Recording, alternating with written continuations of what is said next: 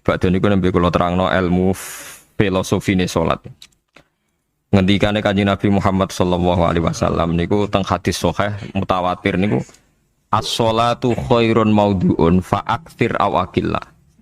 Kula balen malih. As-sholatu khairun maudhu'un fa aktsir aw aqillah. Jadi salat itu kebaikan yang sudah bawaannya dulu. Jadi sudah bawaannya salat itu kebaikan. Maudhu itu sesuatu sing asli. Pokoknya sholat itu mesti apike. Sebab niku ngendikane Nabi cek kowe ngekeh-ngekehno jumlahe sholat, cek jumlahe napa sih? Dalam konteks artinya sholat fardu karuan nggih, kaifiyahe karuan, aturane karuan. Terus sholat niku wonten disebut an-naflul mutlak atau sunat mutlaqah. An-naflul mutlak atau sunat mutlaqah itu pantangannya hanya 3, enggak boleh ba'da subuh hatta tatlu asyamsu sampai srengenge 12-5 menit ya. Wis pokoke meh dhuwur niku mboten angsal. Ini jenenge wektu napa? Zawal. Terus nomor 3 ba'da asar nganti napa? Surupe napa? Srengenge. Larangan 3 salat ini bisa dibatalkan kalau ada sebab yang mukorin. Misalnya bar ngasar kok ana wong mati. Berarti kita angsal sholat napa? Jenazah. Utawa kowe bar subuh mlebu masjid terus dhe wudu. Niku ana ulama sing darani tetep sholat tahiyat napa? Masjid. Mergo sebabe nggih dukhulul masjid. Jadi hanya ada pantangan niku wau. Niki rungokno tenan nggih. Nah, terus yang menjadi kontroversi mulai zaman ulama ngantos sak mangke itu kaifiyah kados traweh. Wis ora usah tersinggung niki ilmu. Teng riwayat-riwayat Bukhari Muslim, Nabi nu nak witir itu 9 di Nabi terus salam. Nah, sebagian riwayat Nabi memotong sholat itu sholatul laili masna berarti 2 8 terus 1 witir. Niki rungono tenan. Sehingga ketika ada sholat traweh yang 4 rakaat tanpa tasyahud, sebetulnya secara fikih pasti kita sepakat sah. Karena kalau 4 rakaat tanpa tasyahud pertama, kenapa kita katakan sah? Karena Nabi malah pinten tasyahud awal itu wajib. Sampean yakin tasyahud awal wajib napa sunat? Sunat. Artinya khasnya hukum sudah masalah karena yang ditinggal artinya tasyahud awal yang kita yakin itu hanya sunnah. Tapi dasar ra cocok itu didadekno masalah kan. Dalile apa ya? Dalile ra cocok. Lah sing darani masalah padahal darani tasyahud awal iku sunnah. Kowe salat zuhur tasyahud awal sunat atau wajib? Sunat. Nak sunat tuh khas ya, ditinggal batal lho ora? Mboten. Tapi nak sing ra cocok ya batal. Hukum ngono cocok ra cocok. Mboten iki kula terangno. Nah, tarawih itu yang kontroversi ini teng kitab Majmu' karangan Imam Nawawi. Ya akal-akalane tiang-tiang niku. Kula nganti sakniki kan mboten nate ngimami, tapi nggih tak kandhani imam. Pokoke niat ngakali pangeran, tapi pangeran bakali ya ora kena. Ngeten, ini dawuh Imam Syafi'i. Tarawih itu kalau terakhir kan pinten? 3 rakaat nggih. Yang terakhir witir 3 rakaat itu 2 rakaat sampean niate witir napa-napa?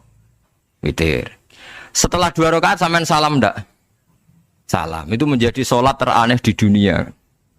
Karena kue muni witir tapi jumlahnya 2. Nah, itu sholat teraneh napa di dunia.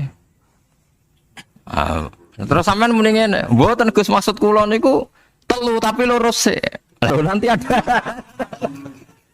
Karena tapi rakaatnya sehingga jangan kira engkau 2 tapi ini nanti 3. Nah, itu makanya setiap bilalnya atau matinya kan shollu sunnatan rakaataini minal witri. Jadi diumumkan sholatlah 2 rakaat tapi yang 1 paket dengan cicilan witir. Lah itu lucu. Karena Anda sekali bilang itu witir berarti Anda bohong kan, nyatanya 2 rakaat. Tapi kritiknya Imam Syafi'i ini kan lucu. Imam Syafi'i yang imam kita tuh mengkritik itu sholat aneh kalau begitu.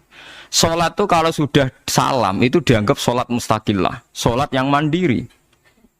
Nggak bisa sholat kok bertakluk dengan sholat setelahnya.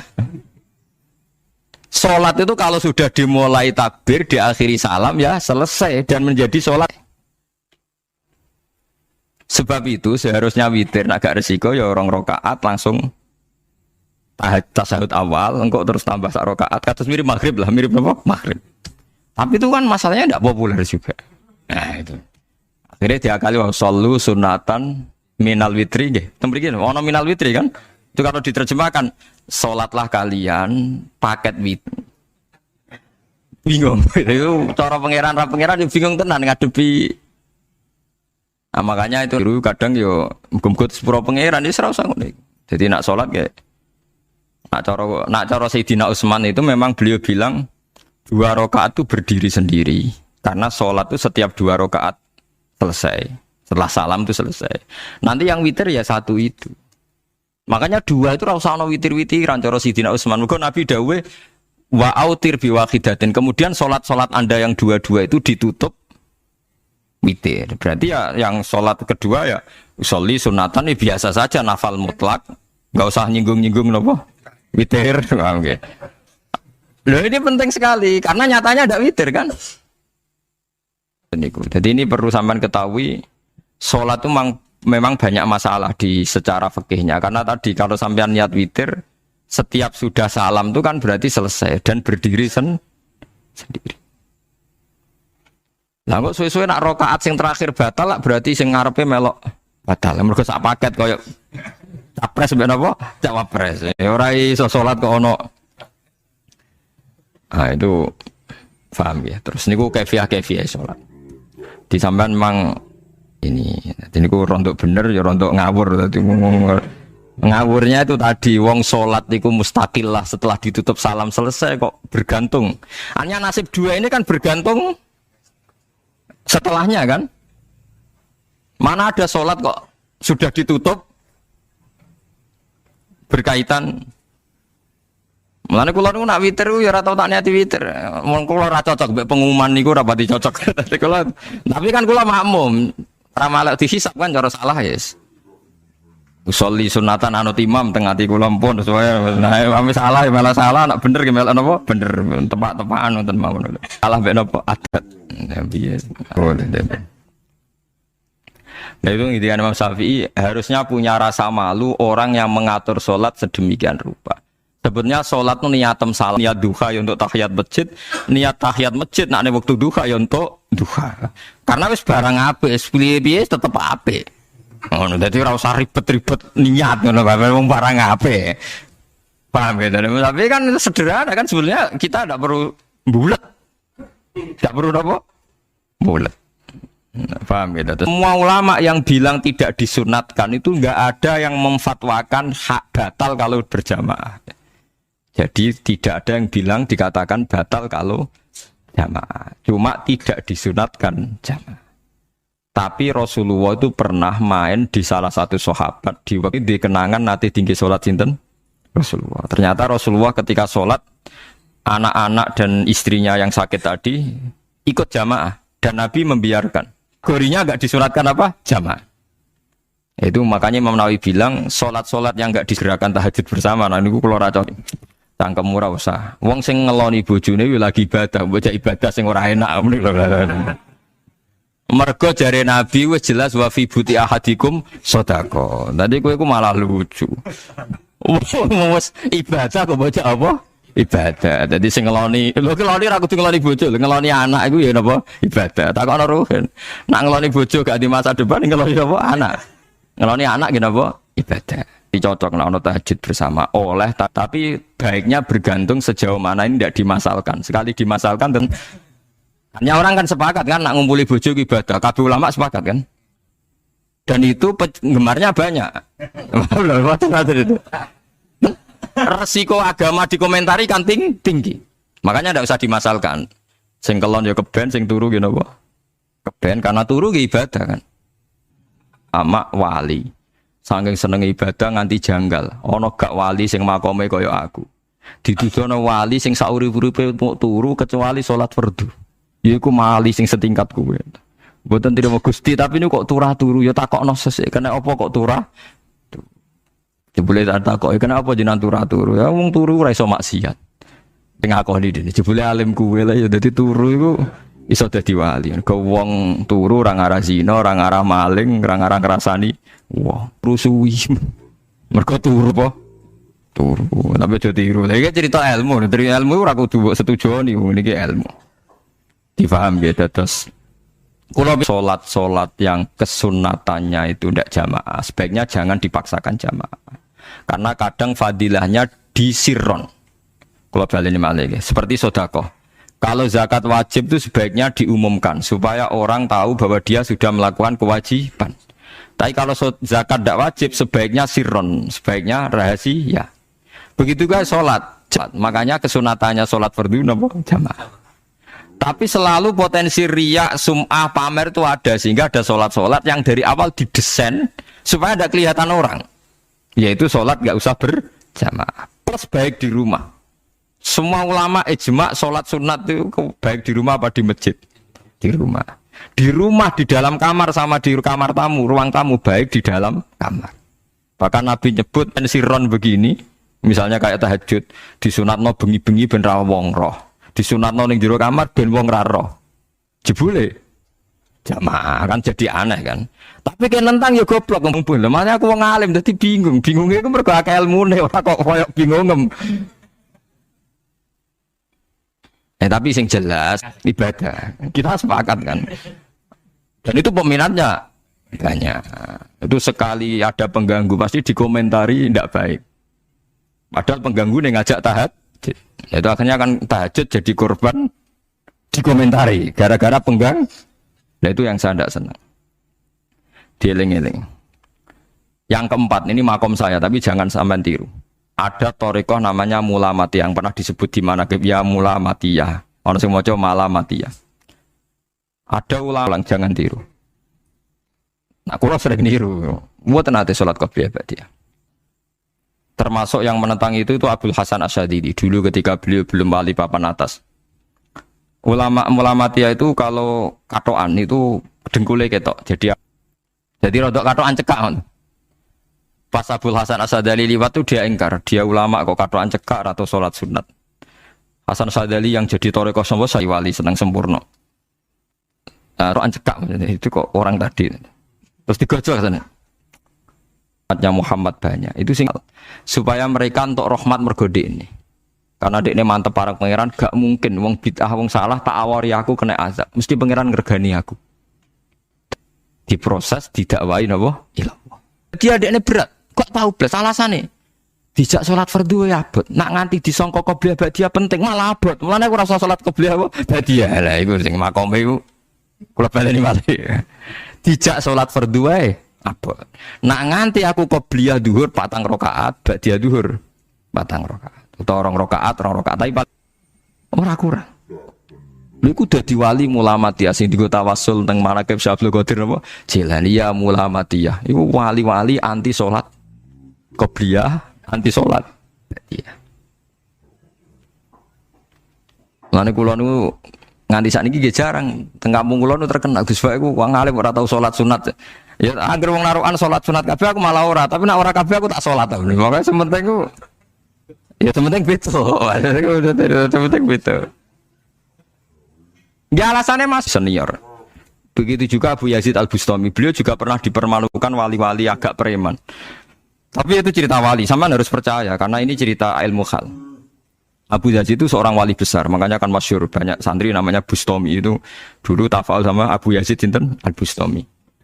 Itu dia wali ya wali Menara Gading dia yang ngajar di pondok awalnya begitu ngaruh referensi ini tapi kalau nanti diceritani. Nah sing tadi saya tahu kitabnya.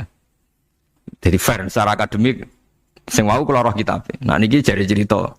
Tapi kalau dia itu mimpi ya Allah saya ini nanti di surga bersama siapa. Saking yakinnya dia soleh. Jadi mantep papan atas gak pantes ana sing baturi dekne napa ni swarga. Mbek pangeran dijawab wis ngono mbek Ruhin kaya. Ternyata si Ruhin ini yang ditunjuk di mimpinya itu orang yang kumpul wong mabuk-mabuk di warung mabuk, warung fly, warung terus dia kesin terus. Mosok wali kancaku kok tan. Terus dicetok mbek wali tadi. Ya Aba Yazid, ya betul kamu di surga itu saya aja. Wah, ya wali tenar maksudnya. Terus ditanya, "Kenapa kamu berteman orang-orang mabuk itu?" Dinyak kowe cangkemmu sing darani aku kanca. Iku ape tak tobatno sing nyalahno wong. Waduh. Abu Yazid sing separo tugas mergo sing separo ditantang ngono ndekne wali ten. Akhirnya Abu Yazid nek wali ne. Akhirnya umatku hadza Abu Yazid. Iku Abu Yazid wali wah. Delok wajah itu. Delok wajah langsung tobat. Makanya ini dua beliau itu akhirnya berteman apa di surga. Ya kan milih wali sing kayak Abu Yazid atau sing. Nah menurut saya artinya para habaib Maulad Dawilah. Maulad Dawilah itu termasuk habib yang kastanya sepuh. Itu Sayyid Umar Hafid itu sering main di sana di kampung Maulad Dawilah. Niku nggih modelnya nggih mboten nate salat sunat. Yang maghrib, badhe maghrib jagungan sekedap. Kinten-kinten di 10 menit terus salat isya. Kinten-kinten cara mriki nggih 6:4. Ya Sayyid Umar nggih mau gedhe-gedhe tok tapi kalau peduli. Saking khawatirnya Islam dianggap berat. Mergo Imam Syafi'i ning mazhab kaul jadid, malah mboten kaul qadim kaul apa? Jadi nak darani wektu maghrib kira-kira wong salat 5 rakaat. Nggih terus pokoke napa? Sah. Cara mazhab Imam Syafi'i. Nah, cuma mazhab ini enggak populer di ashabnya, ditentang nggih oleh ashabnya. Mulane kula nang jamak takdim angger kira-kira wis setengah 7 kita jamak nak pas lunga. Nggih sering jamak kalau tiang-tiang, tapi niki dereng isya. Ya pokoknya cara aku wis ngisa, cara aku ora kudu kok. Wis pokoke cara aku wis isya. Ya sebab kaul jadid malah. Makanya dulu ada seorang ulama berdebat. Kal ngeten. Niki sama-sama ulama bapak mbek anak. Padha ngalime ya padha sepuh, padha sepuh. Ulama itu seprapat. Gawe biasanya ana kembarane, jadi ana tandingane. Jadi lucu ulama kok jadi. Ulama ya kadang ya lucu. Sampai anak sholat subuh jam piro? 4:30 kan, anggap aja 4:30. Berarti subuh nganti meletak srengenge ada waktu 1 jam setengah. Ana waktu pinten? 1 jam setengah. Lah saiki maghrib iku wis surup. Nggih, maghrib napa surup. Kudune maghrib ku di padanan subuh ana wektu 1 jam setengah. Apa dia tidak setuju? Entah emego abang tenan dia naik 1 jam setengah. Mana dia nak santrine azan jam itu ngamuk. Cong paling cepat 7:30. Perkara dia cara berpikir maghrib sih. Ya ana 1 jam setengah jatahe maghrib. Jadi akhirnya santrine nak azan di 7:30, 7:30. Nak jam itu diamuk tenan. Nak Maulad Dawilah wali 6:15 wis isa. Perkarane. Lah iku ulama. As-sholat khairun maudhu'un, asal sholat itu mesti napa apik. Ya asma. Apakah boleh witir hanya 1 rakaat? Ini witir namung 1 rakaat. Ya ora ono ndase, ora ono gurine 1 rakaat fakot. Iku witir sejati, paham? Witir napa sejati. Wah, mergo tak kali Gus kenapa nak witir sitok? Lah manu sak urip-uripe sahabat terkenal. Meniku mboten nate witir luwih kok sitok, iki 1 rakaat tok. Fihal Quran dadi 1 rakaat tapi khatam Quran. Nganggo 3 rakaat. Dari Imam Syafi'i itu gak mungkin sing witir tetep sing guri sitok. Mergo sing loro tetep salatun musa salatu jami'ah ya. Allah ulama semoga aku saiki salat sudah disalami gak punya status kan? Salat saya gantung. Salat setelahnya. Lalu gunanya salam. Wis disalami umpama kowe ngentut ya salate sah umpama iso. Jadi mulane jadi kontroversi. Tapi ya apik. Bantah-bantahan sholat ya apik, bantah-bantahan barang apik. Jadi bangke bantah-bantahan iki ayundi malah perkara kan, malah mari fitnah. Ulama iki mboten wajar. Terutama pas napa inna sholati wa nusuki wa mahyaya wa mamati lillahi rabbil alamin. Terus salatku, ngibadahku, matiku, uripku namung kersane Allah. Utawa namung kangge Allah. Karena ini menjadi filosofi sing dadekno salat mari ahlil jannah. Jadi kita nak salat mesti ahlil jannah. Wong qad aflah, teman-teman bejo wis mesti bejane. Sampeyan ora usah wedi suul khotimah. Niku waswase setan. Mboten enten suul khotimah. Setan niku pancen aku mbok weden-wedeni suul khotimah yo gawe wae aku siap dadi pangeran. Yo ora pangeran kok. Ono kiai pemuja setan kula ora seneng setan godane ngene kiai ora mesti selamat, wong top-top ora mesti selamat. Itu namanya memuji setan karena dia nganggap setan itu salat. Berarti kowe gagal. Karo dene nek kowe kepengin menungso sesat kabeh ya sesatno wae ora usah meden-medeni jare kowe kondang kok trimo ngono-ngono tok ae. Bedene ya ora tingkat dia enggak salat semua kan zina setan. Lah kita ndak ora dan setan wis salat puluhan tahun digodho ilang gandane goblok kowe. Nak wong iku salat puluhan tahun, berarti puluhan tahun dalam kegagalan setan. Kan mbek setan niku saiki tambah wani. Ya mletene ngono kon bun neraka ya kok gelem. Misale dekne hebat kan mboten purun Gusti tak ning swarga mawon. Ternyata dekne mlebu swarga gak iso kan? Lah ya mletene lah ya wong lemahe ngono kok mbok entut. Artinya setan kan lemah sekali kan? Lah iku sedekah lazim. Tapi kita sering muji. Nggih, sering napa? Sering muji darani setan. Ngono wis akeh napa? Akeh mboten. Tapi setan ora sekedar kowe kepengin ra tahajud, kepengin kowe kafir. Ngomong kira tahajud tenan iku ya setan isih rugi kok. Tapi kowe jek Islam ulama nak tangi turu gak tahajud, ndekne nangis. Itu bagus ya perdebatan dua orang soleh. Banyak lah. Rasulullah dengan Jibril ya sering kadang-kadang debat, tapi perdebatan orang-orang soleh itu memang luar biasa. Coba debat di Indonesia bagi negara sebelah sisi itu, wah negara kami imam masjid itu digaji gini-gini. Niate pokrol juga jadi ke Indonesia, mandek man ke sholat terus lah no gaji nih. Jadi akhirnya kan, ya malu tuh ternyata sholatnya terus itu karena apa? Gaji. Orang Indonesia tetap sholat tampung gaji, tapi gerbangnya jalan terus. Loh iya, saya sebagai kiai itu sering bingung kalau ditanya gitu. Saya sering kenal bupati, gubernur. Kalau sering tanya, saya itu ingin mengkhidmati agama di Jawa Tengah atau Jawa Timur, ingin ngasih insentif sama guru Madin. Saya sebagai kiai kan juga bingung, mau disetuju didik uang material, mau rasa setuju, ngosok ustaz tapi untuk rezeki kok ditentang. Nah gue jenis setuju apa menolak? Yang Mustafa yang khusus yang setuju, terus bosan dia sampai melarat. Setuju orang. Nah aku mau ngalih ada takdir. Sekarang kena dipikir, dia sekarang kena dipikir. Ya karena tadi sudah wahum ya khisimun itu apa? Wahum ya khisimun. Ya sudah seperti itu. Mohon kalau terus nanti. Wamtazul yauma ayyuhal mujrimun. Wa yaqulu lan dawuh sapa Allah taala. Imtazul yauma. Nggih niki oleh nafsir Imam Suyuti wamtazul yauma ayyuhal mujrimun terus wawune niku dilebokno lafaz yaqulu wa yaqulu. Tegese lan dawuh sapa Allah taala dawuh imtazul yauma. Imtazumi saw sira kabeh al yauma ing dalem iki dina ayyuhal mujrimuna wong-wong sing dosa. Dan iki nunjukno nak zaman ning dunya iku kancanan wong kafir sing ora harbi ki angsal. Mergo orang benar-benar terpisah dari wong kafir teng akhirat. Makanya ulama-ulama tidak mengharamkan misalnya ada mahasiswa Indonesia kuliah di Jerman atau gak apa-apa, sementing jaga imannya. Karena wajib terpisah mbek wong kafir iku nak wis teng akhirat. Imtazul yauma ayyuhal mujrimun infaridu adil mukminin intakhtilatihim bihim. Saat di akhirat benar-benar orang mukmin harus terpisah dari orang kafir karena alamatnya berbeda. Tapi kalau di dunia kan ada hajatil muamalah, ada hajat muamalah. Ya, tadi asal tidak harbi, ada asal kafir yang tidak musuhi kita. Karena ada hajat muamalah. Ya, ada hajat apa? Muamalah. Mau tidak mau. Misalnya kamu ya haji ya pakai pesawat. Bikinan Amerika, orang Amerika bisa punya uang ya nak pesawatnya kepayon tigo haji. Kalau enggak ya ada yang rental ya bangkrut. Ya, tapi kue nak misalnya ranggu pesawat atau sampai melaku. Ya asal di dunia itu pasti ada saling interaksi sosial. Paham ya? Nah, nanti benar-benar terpisah wamtazil yauma ayyuhal mujrimin itu nanti, nanti. Guys enggak bisa dihindari. Wamtazulan misau sira kabeh al-yauma ing dalem iki dina ayyuhal mujrimuna eling-eling wong sing dosa.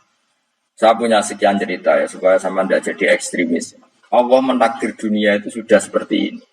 Sudah kamu tidak boleh protes. Kayak apa Nabi Musa itu Sofiyullah. Sing rumat Nabi Musa cilik sapa? Fir'aun. Ketika Rasulullah lahir itu panitiane ra kowe Abu Lahab. Wong roh kabeh. Pas Nabi lahir itu kowe Abu Lahab berjasa ndi? Berjasa Abu Lahab. Abu Lahab saking senenge ponakane lahir lanang ganteng, candaleme dekne, mestine iku penting bagi dia dihibahkan ke Sayyidah Ami. Nah, iki jenis Suwaibah napa?